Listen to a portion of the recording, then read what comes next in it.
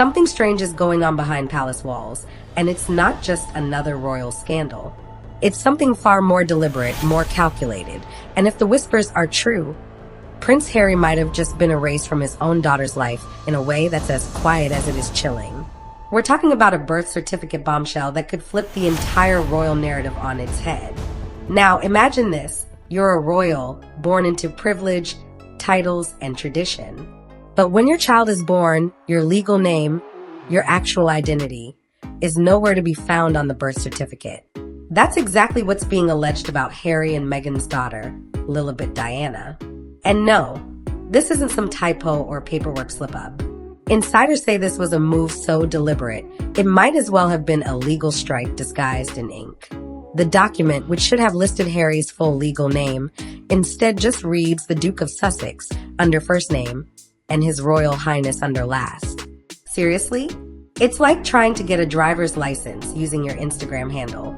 No government office is taking that seriously, and that's where things start to unravel. Because if this was intentional, and many believe it was, then we're not just talking about a formatting issue. We're talking about a maneuver to strip Prince Harry of his legal standing over his own children. And the ripple effects? Oh, they're just beginning. So buckle up, this rabbit hole runs deep. My name is Lola.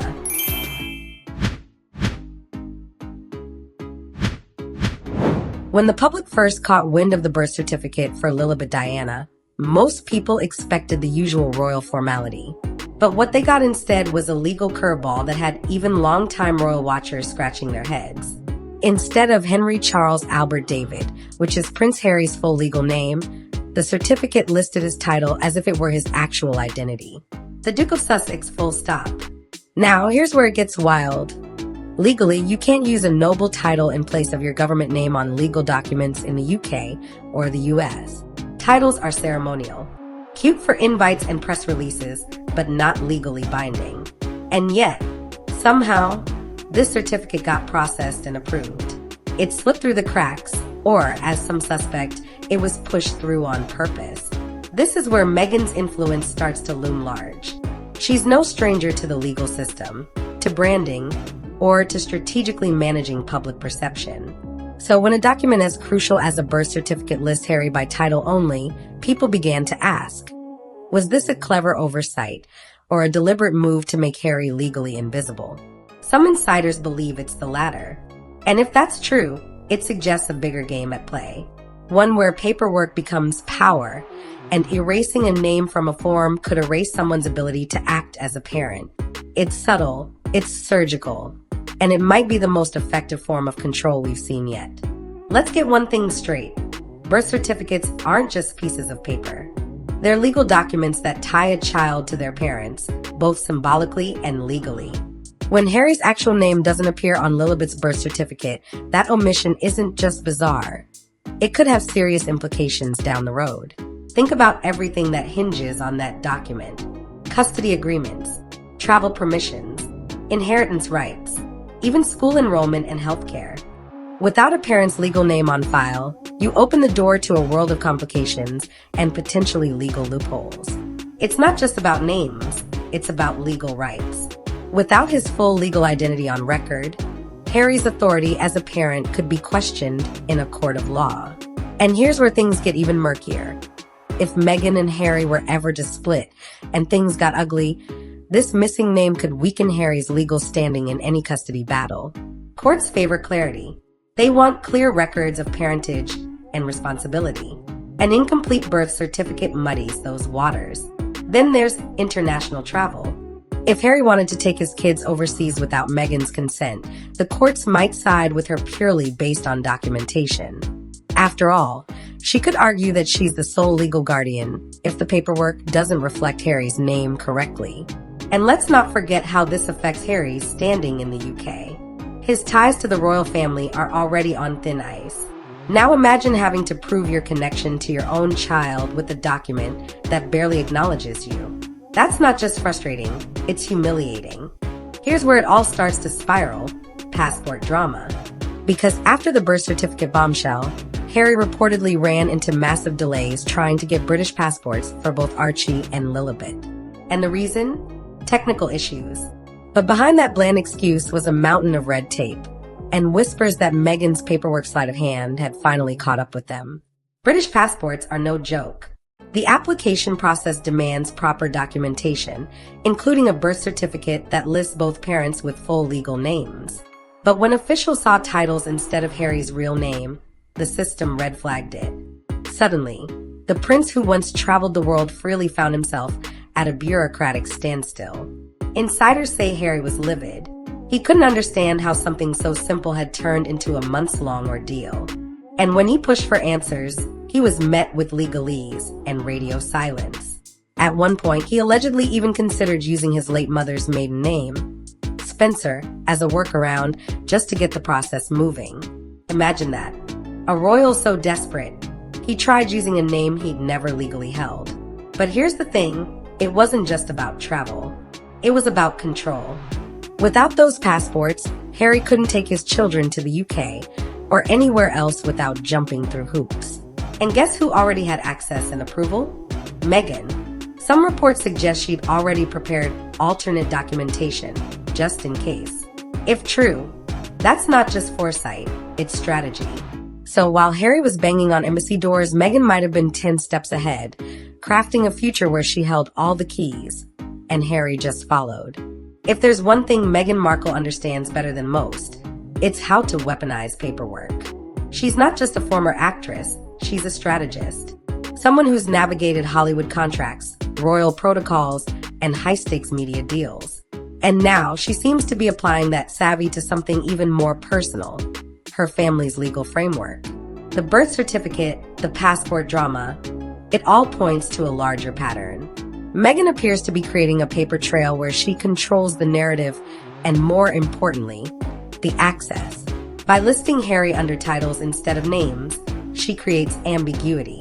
And in the legal world, ambiguity often means power for the person who holds the clearer records. Think about it. If she ever needed to argue primary custody, she could present documents where Harry's name is inconsistently listed or missing altogether. That's a powerful edge in court, especially when it comes to proving parental authority. And Meghan? She's nothing if not meticulous. Sources close to the Sussexes have hinted that Meghan's influence over these documents wasn't accidental.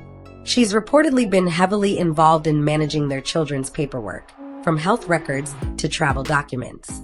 She understands that the person who controls the documents often controls the outcome. And let's not forget, Meghan's no stranger to controlling her public image.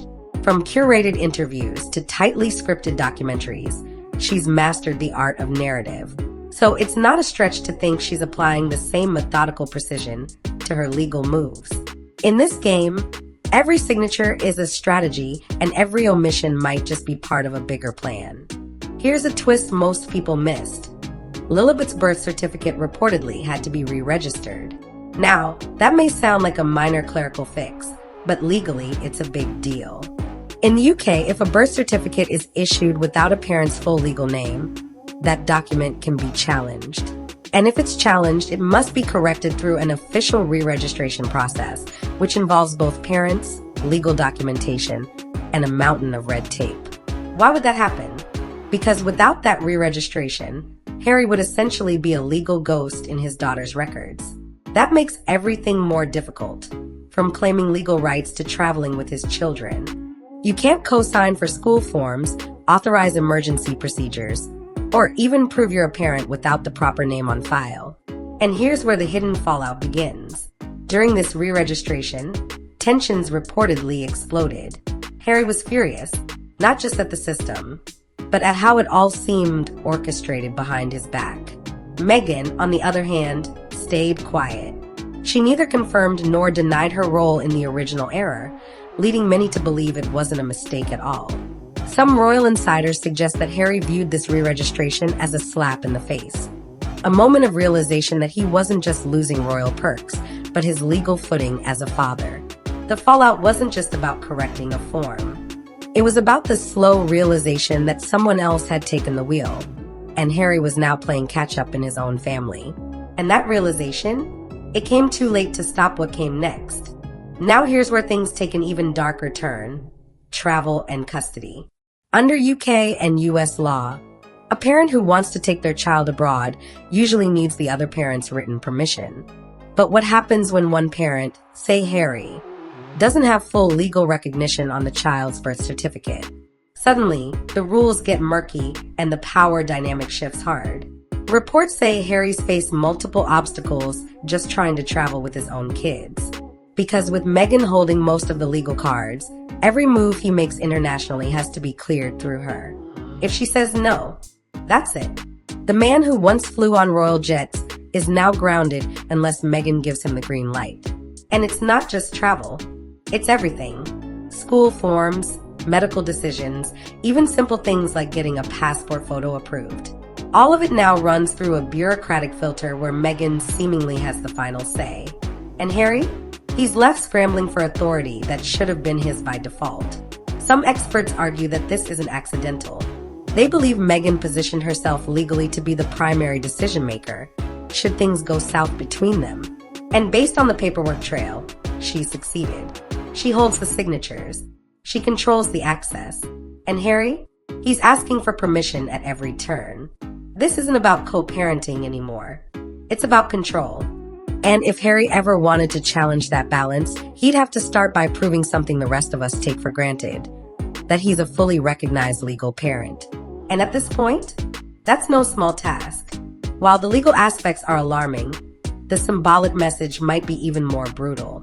Prince Harry, the once fiery spare to the British throne, has slowly been erased from the documents that define fatherhood. Not by scandal, not by exile, but by omission. And that kind of erasure cuts deeper than any tabloid headline. It started with the titles on the birth certificate. Then came the delayed passports. Add to that the re-registration debacle, and suddenly you've got a pattern that's hard to ignore. Meghan's name appears on everything, crystal clear and consistent. Harry's? It's like he's a footnote in his own family. This is about more than just forms. It's about presence. It's about recognition. In a world where legal paperwork defines rights, access, and authority, Harry is being subtly faded out. He still has the royal titles, sure, but those don't mean much when the government agencies processing your paperwork don't recognize you as a legal guardian. And that sends a powerful signal, not just to officials, but to the public. Harry may still be the Duke of Sussex, but in the documents that matter, he's a ghost. And Meghan? She's positioned herself as the stable constant, the one whose name is never missing, whose authority is always present. The message is loud and clear. When it comes to their kids, Meghan's in charge. Harry's just along for the ride, if he's even invited. While the public's been focused on whether Harry and Meghan should still use their royal titles, the real drama has been playing out quietly, on paper, in offices, and behind legal curtains. And that's no coincidence. Because the more the media talks about podcast deals and Netflix contracts, the less they dig into birth certificates, passport applications, and custody loopholes. It's a classic sleight of hand. Keep the tabloids buzzing with headlines about tiaras and tell-all interviews, and you distract the public from the paperwork trail that tells the real story. Meghan's mastered this playbook. She understands the optics game. And she knows that legal control doesn't come from headlines. It comes from signatures, forms, and who the system recognizes as the responsible parent. The media, willingly or not, has become part of the misdirection. Instead of asking hard questions, like how Harry's full legal name was left off a critical document, they chase clicks and controversy. Meanwhile, Meghan has quietly built a legal infrastructure where she holds all the keys. What makes this even more concerning is how little pushback there's been. No royal spokesperson has clarified the birth certificate situation. No public apology. No correction. Just silence. And in legal matters, silence isn't neutral, it's powerful. It means things are moving behind the scenes in ways the public isn't supposed to notice. And Harry? He's being pulled deeper into the fog. While the cameras flash and headlines spin, the man himself is locked in a legal maze that gets tighter every day. His royal status doesn't matter here. What matters is the fine print. And in that fine print, Harry's role as a father is fading, one unchecked box at a time. While most headlines are glued to flashy interviews and red carpet shots, something quieter and far more strategic has been happening behind the scenes. Meghan's maneuvers with legal documents and titles aren't just administrative decisions. They're slow, deliberate edits to a centuries-old narrative. Every unchecked box, every tweaked name, every technical delay might as well be a brushstroke on the canvas of royal history. Think about it. Royal power used to rest in bloodlines, palaces, and pomp. But in this era, control is about paperwork, perception, and who gets the final say on the birth certificate. Meghan's power doesn't come from a crown. It comes from access, timing, and an uncanny ability to stay 3 steps ahead. Whether intentional or incidental, she's methodically redrawing the rules of royal relevance. And Harry? He seems caught between 2 worlds, desperate to protect what little remains of his heritage while watching it be redefined in real time. His legacy, once carved into royal stone, is now etched in digital files, legal forms, and carefully worded press releases.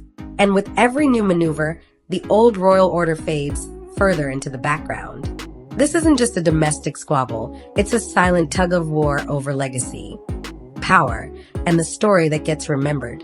And right now, Meghan's pen is writing faster than Harry's name can be restored.